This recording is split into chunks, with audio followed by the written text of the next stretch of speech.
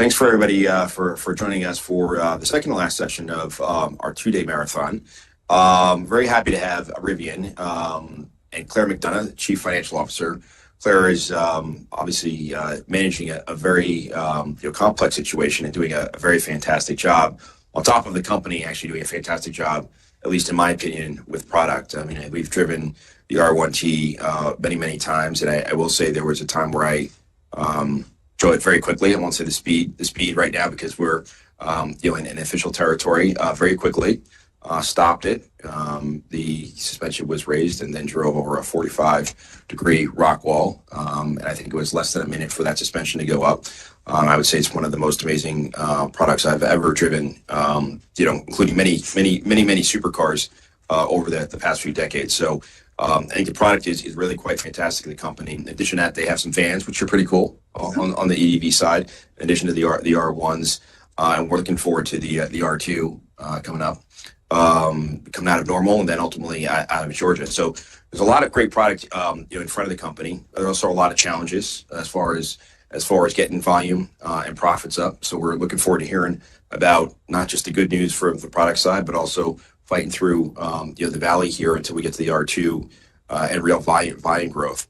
So 𝗪𝗓, maybe if we could think about 25 and maybe over the next few years. I mean, first, as you think about the world as we know it right now, and it's shifting rapidly, as you think about the roughly 46,000 to 51,000 units you talked about for this year, on the production side, is that the kind of sort of run rate we should think about for the R1 and the EDV over time, or do you think there's some potential that could actually be higher? Because I think in Normal right now you have about 150,000 units of capacity, and then we're going to see R2 capacity put in place as we go through the course of this year and into next year. But how do you think of sort of that baseline? And I love RJ's statement of it's our handshake to the world. So the volumes matter, but we got other stuff coming that's going to be more impactful from a financial standpoint. But I mean, how should we think about sort of those ongoing volumes?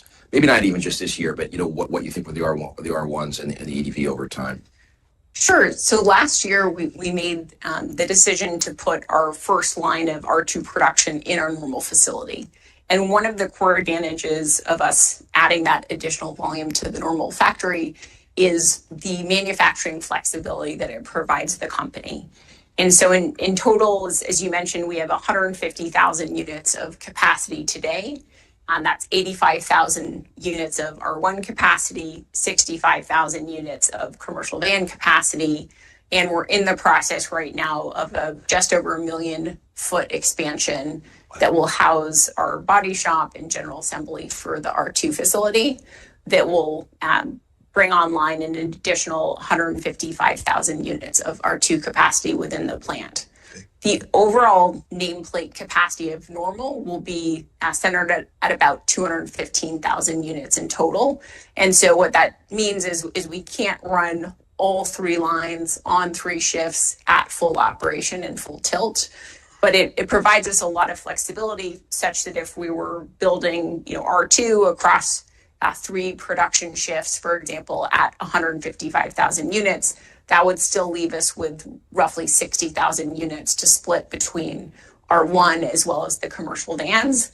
And as the CFO, we have the opportunity to really maximize the overall gross profit potential as we think about the throttle or decision-making process we can make centered around what the volumes of each of those manufacturing lines can deliver in the Normal facility.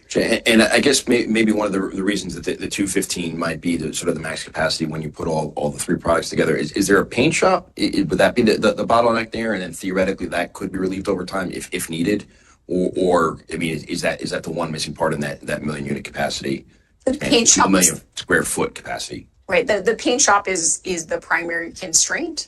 And we'll have a shutdown in the second half of this year, and that time that we'll take down, which will be roughly about a month, will be focused on increasing the capacity of our paint shop, which is one of the primary objectives of the shutdown itself as we prepare our production facility for R2 in aggregate. So there certainly over time, could be additional paint shop, and the challenge would be thinking about paint shop expansion or potential there. But there certainly are opportunities for us to think about maximizing the volumes out of the Normal facility. And if you think about the Georgia facility and the time frame of when that's coming online, and what ultimately, I mean, there's probably going to be there are going to be phases there, right, of the capacity. Maybe when you think now, because you've now R2 is going to go into Normal first. What's the timeline on the Georgia plant and sort of maybe the initial capacity and then potential capacity over time? For the Georgia facility, we plan to build it out in 2 phases. Each of those 2 phases, we expect to have 200,000 units of capacity. So in aggregate, we'll build in our end state 400,000 units of total capacity in Georgia. The first 200,000 units of capacity will break ground on in 2026 and expect to start producing vehicles out of Georgia in 2028 as well. Okay. There's certainly a lot of concern around the consumer right now, but you're dealing with generally a higher end consumer for the R1s at the moment. We'll get the R2. There might be a little bit more sort of a mass market consumer or an R3 that comes in. Maybe you could talk about the current profile of your average consumer, whether it be AGI or geography or demographics of those folks. Our R1 consumer is highly affluent, highly educated. They're technology savvy as well. They're drawn to many of the design aesthetics of our product, the capabilities, the performance, and the core technology that they find in our vehicles as a whole. And one of the big pieces that RJ approached the design and development of R1 centered around was creating a product that was truly no compromise. So as we thought about bringing a truck, an electric large SUV to the market, we saw a huge opportunity given that 80% of the US market today is centered in trucks and SUVs. It's also the fastest growing area from a light vehicle standpoint as well. And saw the opportunity, as you started with your comments, to say, how do we really debunk how consumers think about the product offering? Because it wasn't with the intention of saying, let's bring the best SUV or the best electric vehicle to the market, but instead let's build the very best truck, the very best SUV that we can bring to market and allow consumers to have that first EV experience.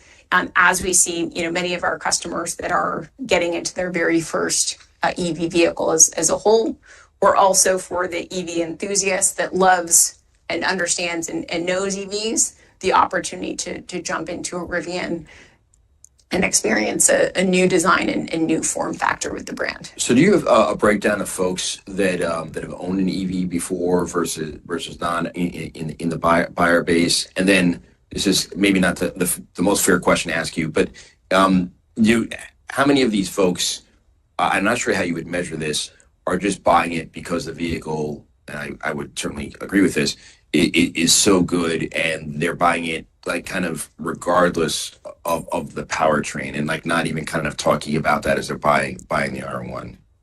Right. One interesting data point, and we look at this, is why are consumers purchasing? What was the purchase intent decision-making process for the vehicle? And if you look at the Pareto of different alternatives, environmental decisions are pretty low on the list.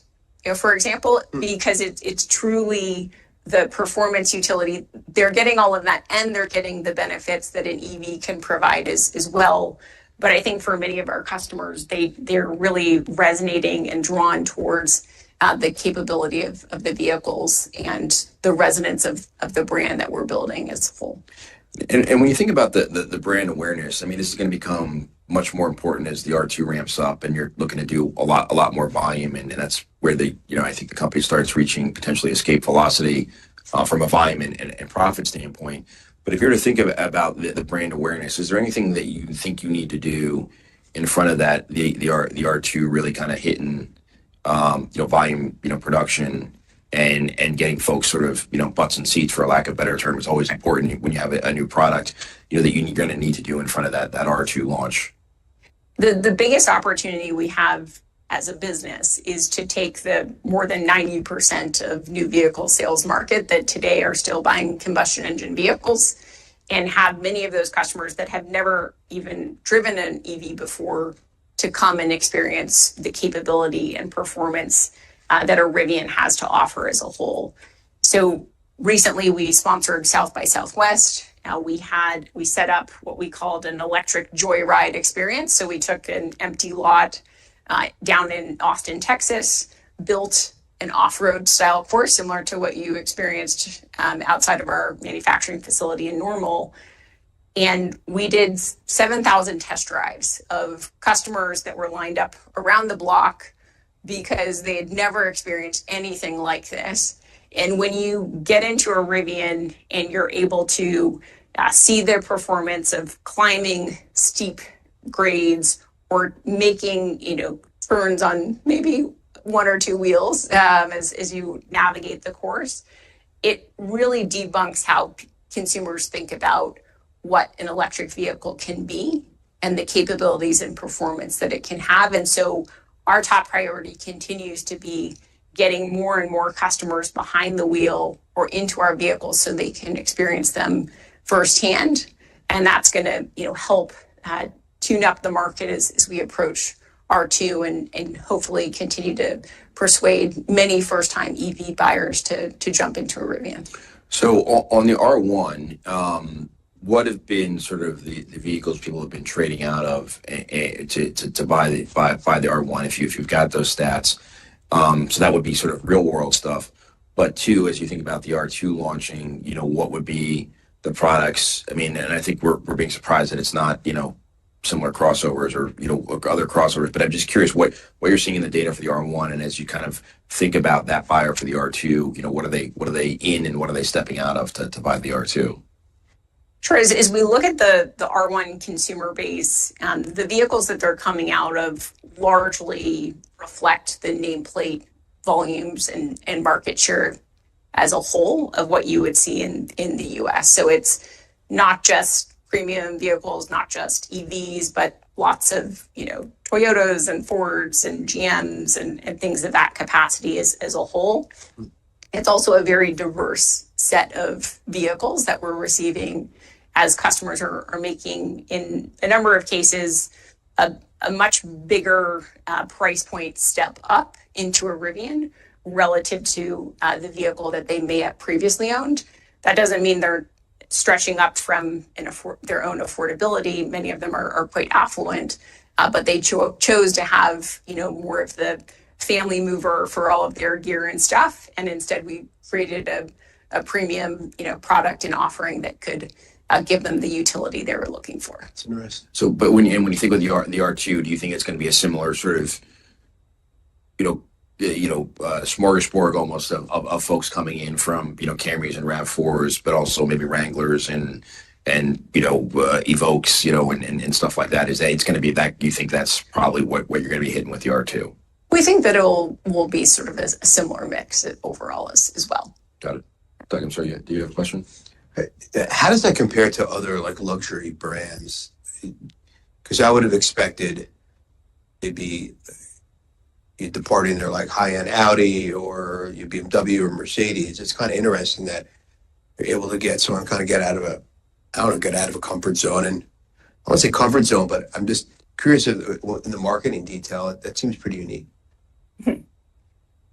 I would say we have a full gamut. So we also have the Porsche customer that buys an R1T truck because it's high performance vehicle as well. So it's really a broad-based mix of everything from the minivan that gets traded in to the Tesla to the premium offering. So you have a lot of customers. That's good.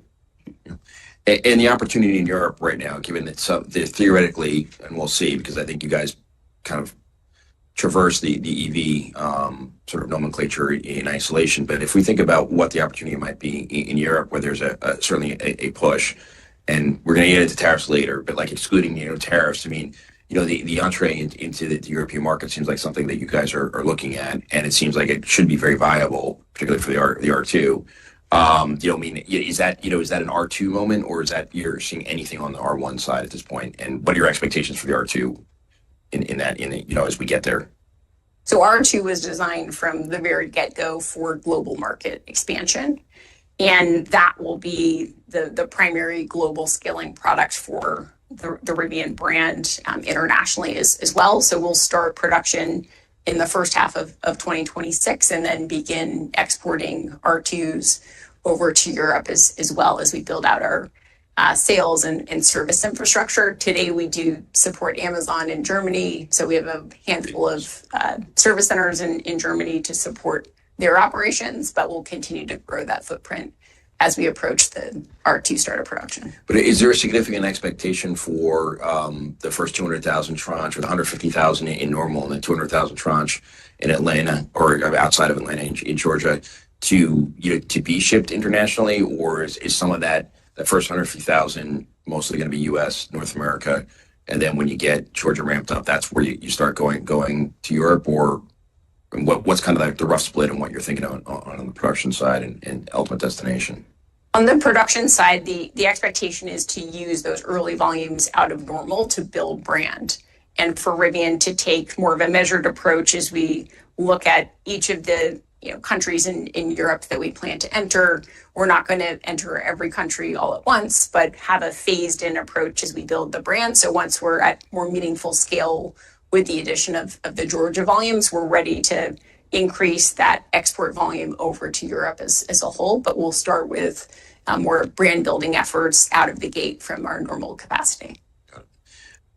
Switching to maybe the margin side of the equation, you went through the first generation. Now we're in the second generation of the R1. A lot of that had to do with design and engineering and taking costs out of the vehicle, as opposed to creating a whole new vehicle. It really was more of a cost and performance function. How much better are the margins on the second generation R1s?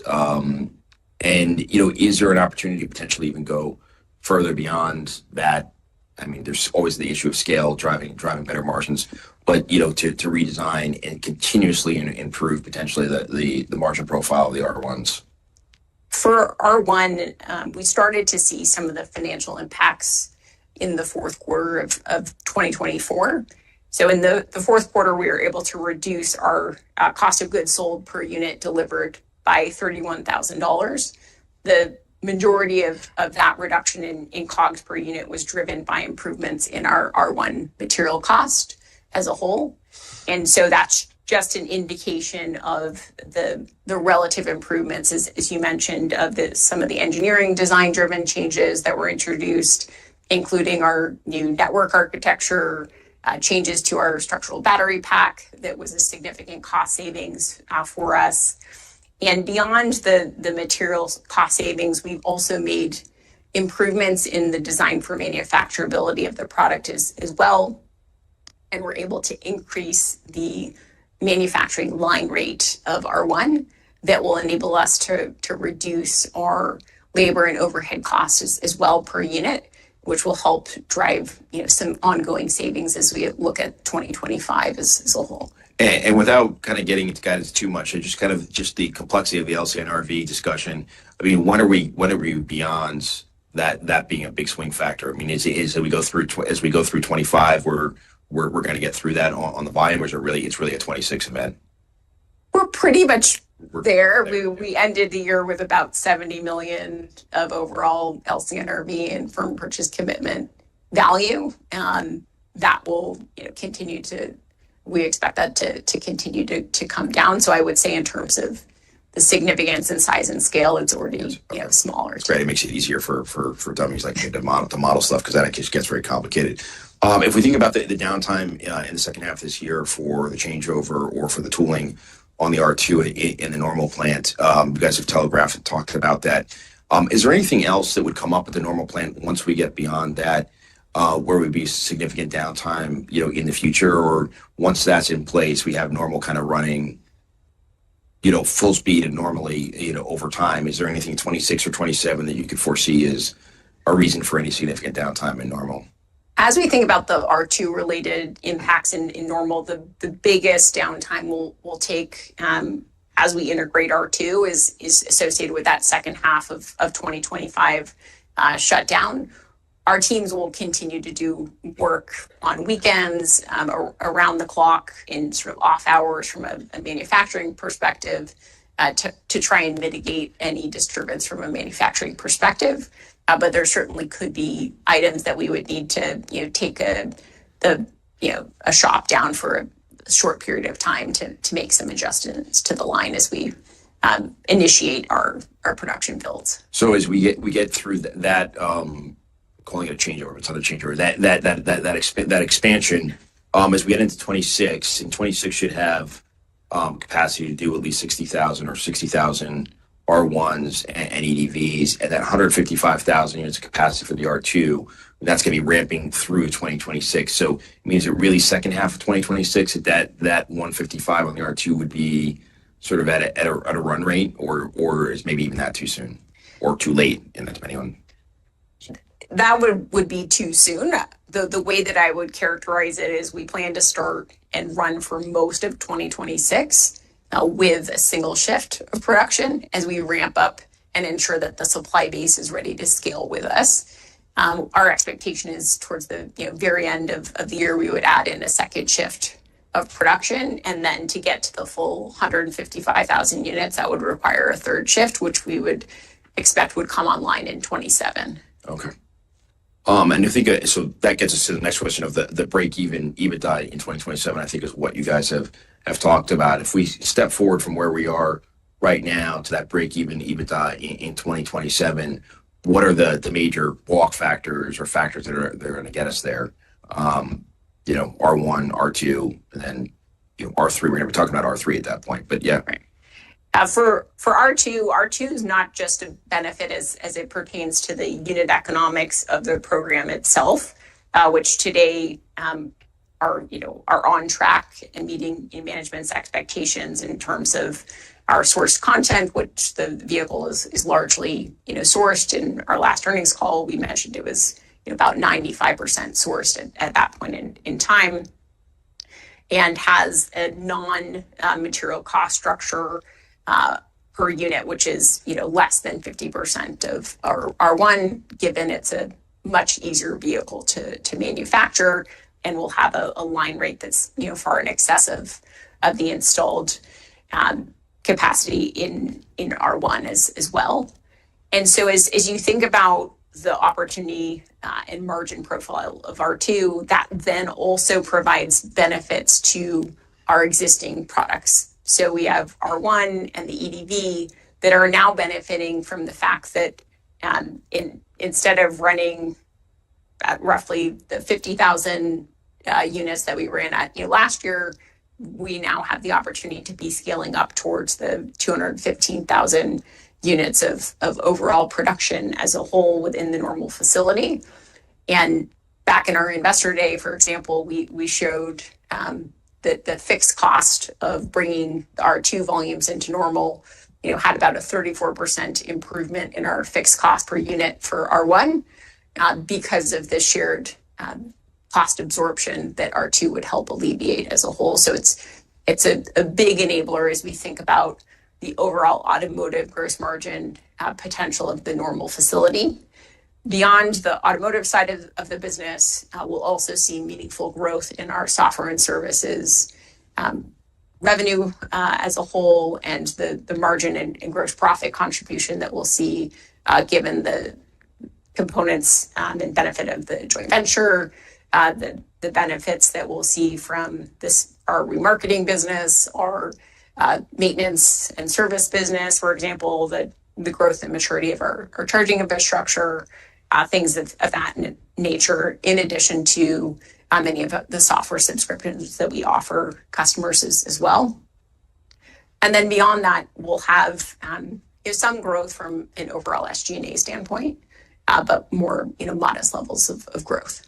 Okay, now we're going to skate into the zone that's a little bit more slippery in talking about sort of reg credits and tariffs a little bit, where things are very uncertain. So, I mean, the answers to these are kind of tough to necessarily nail down. But if you think about, that move to break even by 2027, Is there a significant assumption on reg credits being recognized in that, or is this all organic? Sort of, the improvement could be all organic X reg credits, and you could call reg credits organic because I mean, there may be a place where they're very valuable. There might be a place where they're not very valuable. It's very difficult to call, at the moment. But I mean, what's your current assumption there on reg credits in that walk? Our assumption is that we will continue to have the benefit of regulatory credits on a go-forward basis. Okay, and is that just U.S. or would that also include reg credits in Europe? I mean, because there's some companies that are doing fairly well in both regions. It would include both, but I would say the U.S. business and volumes would be far greater than Europe at that point in time. Got it. And then this gets a bit intertwined with the JV. So I was just curious if you could talk about the JV with VW, the funding mechanisms or the milestones that you need to reach to release some of that funding. I think the total is 5.6 or 5.8 billion. 5.8. 5.8 billion in total. You've gotten $1 billion already to kick off, and then the milestones come over time, and the rest is released over time. So maybe you could remind us of actually how that gets released and the milestones you need to hit to get that. Sure. So the total deal size was 5.8 billion. We've received 2.3 billion. So we have another 3.5 billion still to come. The first tranche of an additional $1 billion of capital to Rivian is based off of financial milestones centered around 2 positive quarters of gross profit. In Q4, we achieved 50% of that milestone. So, for example, if in Q1 we had $1 million of gross profit, we would achieve the milestone as a whole.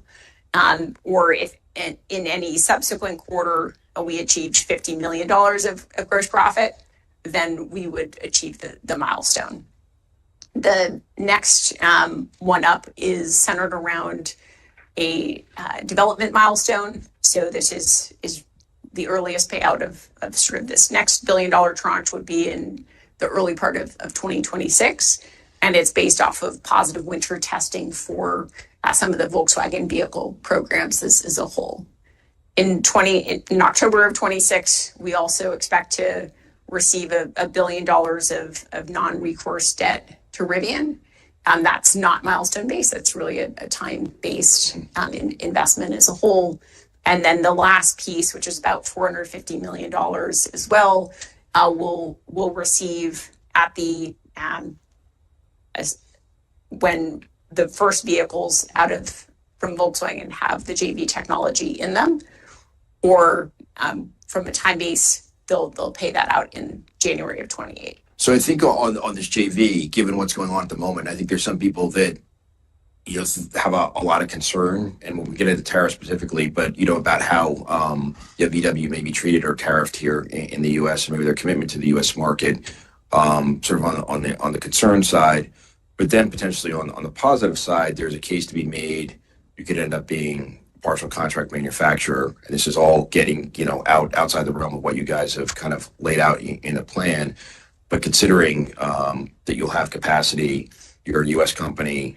They're a European company. The reality is, I mean, you may have this JV might have a much bigger role to play in the course of events and the life cycle of Volkswagen here in the U.S. I mean, is any of that kind of discussion going on right now? Of like, I know we got the scope of the JV, but obviously this is a partnership and beyond just the JV, that there might be other opportunities. I mean, maybe that was always part of the discussions, that there could be other things to do over time, and you might be able to answer it that way to say, hey, listen, we're always talking about the potential outside of what we've scoped here. But it seems like that might be even more acute and a bigger opportunity for you and them, with everything that's going on at the moment. Right now, our focus is getting the JV and getting the technology. We'll first go out of the JV into R2, and then we'll go into a handful of Volkswagen Group products after that. So getting that off the ground successfully, there certainly are a number of ways for Rivian and Volkswagen Group to partner in the future as well. Okay. When we think about the tariffs, and I hate to go there, but we have to kind of cover it real quickly. I mean, what is your current state of affairs as far as exposure? I mean, you're producing normal, you're sourcing a lot in the U.S., a lot in in North America. I think batteries come from South Korea, I believe. As you game plan this, what are current exposures and your sort of your thought process around the current environment and risks and potentially opportunities? As we think about the current complexity and environment as a whole, it is quite a challenging one for all OEMs to navigate and assess. As we look at our battery cells, there we are fortunate to have worked with our suppliers and have sort of cells on site that will help mitigate any tariff potential impacts for Rivian for 2025. Got it. On the cells. There's a global supply chain that Rivian is sourcing from, despite the fact that we're outside of our sort of cell components, largely USMCA compliant from a sourcing perspective. But all OEMs have broad-based global exposure, even if we're sourcing from a U.S. Domestic supplier as a whole that has their tier 2s and tier 3s that have exposure to raw materials or elements from global markets as at large as well. So we're definitely analyzing, assessing the situation. There certainly could be material cost impacts associated with it. Certainly material access impacts associated with some of the existing trade policy, CapEx headwinds as we think about some of the capital equipment that we'll be bringing onshore out of China or other international markets to help support the bring up of R2 as well. Okay. And maybe, this is kind of related, but do you have a sort of calculations on price elasticity of demand? And potentially, I remember one of the products that originally got pushed far to the right that I was really excited about, and I think RJ was the R1X. And thinking about performance versions and trim levels that might not just be raising price to offset tariffs, but providing a little bit more content for performance to help deal with maybe higher costs. So maybe just simply price elasticity, and then maybe are there other opportunities to provide a better product and take price and make up for that lost margin on the higher cost in that way as well. As we look at the broad base of consumers that are drawn towards our products, many of our customers are drawn towards the very best of Rivian. So that's our Max Pack, our 410-mile range variants, our tri-motor offering, which we ramped up production of in Q4 and saw significant take rates there. In 25, we'll also be launching our next generation quad motor offering. So to your point, that allows us to stretch ASP even higher. It's a 1,025 horsepower vehicle. It is insanely fun to drive. So you'll have to do a test drive once we have those in the fleet as well. But then that again gives us some additional margin benefit on the high end. But there certainly are many customers that are stretching to get to a standard pack Rivian as well that are much more price sensitive. And so for us, we need to calibrate around some of the trade-offs. And to your prior point, how do we ensure that the higher end, higher margin side of the equation can help us compensate on driving some additional volume potential as a whole. But today, the market backdrop and the uncertainty and capital markets volatility is certainly a challenging environment for consumers as well as they're also trying to get clarity in inflation and what this means for them. And maybe to circle back to one of the other questions about who you're conquesting from or who your consumers trading out of. I know it's kind of a smorgasbord. It's kind of across the board.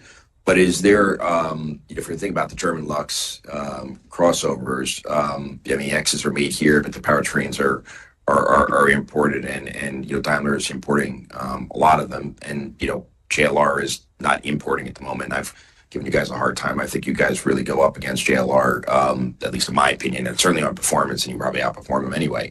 But you have a product that's at least as good, if not better, than what JLR is importing.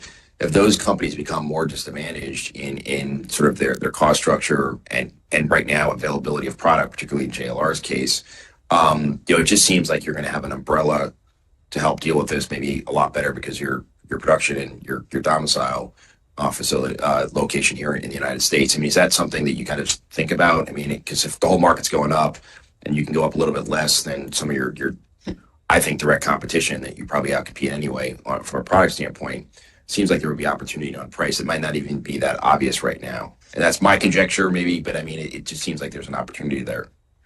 We'll definitely look and see and continue to study the broader competitive marketplace for products as a whole.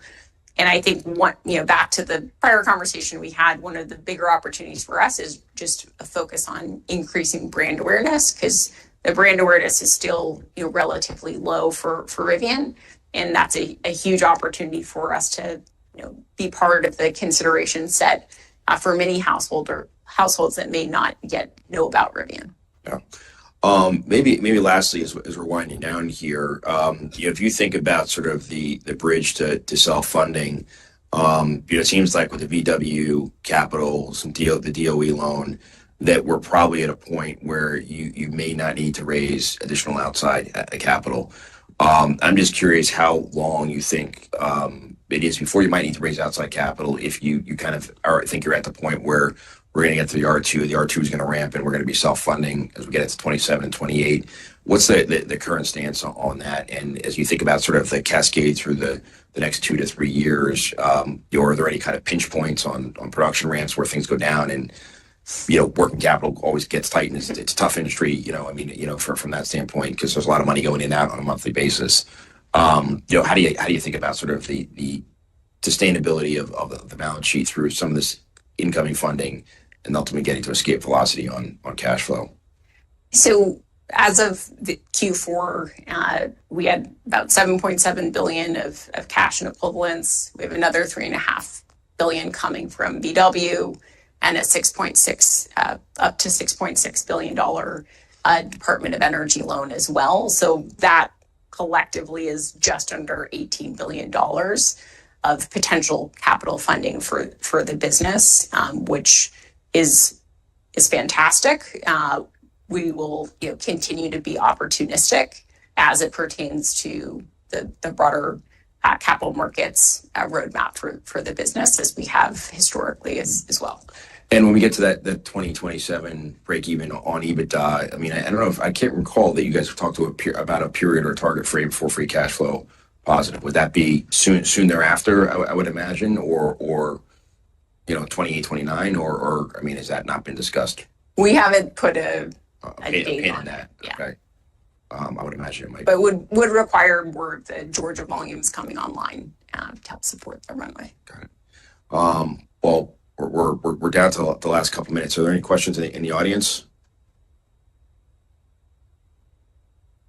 Oh, we got one over here. Okay, then we'll wrap. Nature of technology sharing. Sorry, please. Sorry. Yeah. Sorry, just the specific nature of the technology. Is it really just software, or what are they after? Because it's very interesting that they're so keen to invest in Rivian to this extent. Sure. The joint venture is centered around the electrical architecture. So it's a zonal-based network architecture and the full end-to-end software stack that helps sit on top of that architecture as a whole. Part of the opportunity is the scalability of the platform that Rivian has built, which, if you think about our business and our product roadmap, was built to accommodate all different types of form factors, from our commercial van to our one products as a whole. And what Volkswagen saw was, with the transition that Rivian had to our Gen 2 offering, the opportunity to take a proven architecture and utilize that across their portfolio of EVs that they'll be introducing into the market over the coming years as well. Great. And I think with that, just stay on time. We're going to wrap up. Claire, thank you for the time today and all the help over the last few years. It's been a great partnership. So thank you very much. We appreciate it. And we're looking forward to the test drive on the quad motor. So yes, let me know when we're in. Okay. Thanks, Claire. Thank you.